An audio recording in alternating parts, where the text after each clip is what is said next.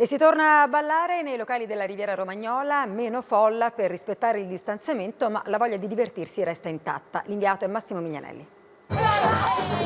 È bellissimo, lo sfogo post quarantena è fantastico. Si torna a vivere e si ritorna a uscire, un po' di socialità è bello. Si torna a ballare nelle discoteche della Romagna, che da sempre rappresentano un punto di riferimento per chi vuole divertirsi. Il Covid ha fatto cambiare le regole, si balla all'aperto, a distanza di sicurezza e si deve portare la mascherina. Anche con le dovute distanze però ci si diverte lo stesso. Sappiamo che abbiamo delle restrizioni, le regole vanno rispettate.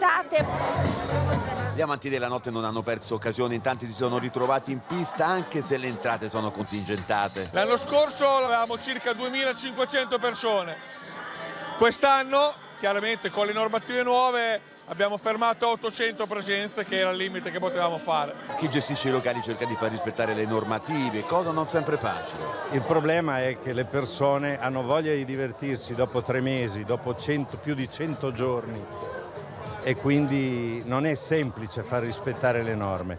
E per una serata più soft alcuni locali prevedono anche cene e spettacoli. Una cena spettacolo in sicurezza, vogliamo ballare sotto le stelle, vogliamo divertirci, è un'estate strana ma la riporteremo a noi. Così la prima notte della riapertura delle discoteche va avanti e l'aria è decisamente di festa. Riuscire a muoversi in libertà, ascoltare la musica e sognare anche.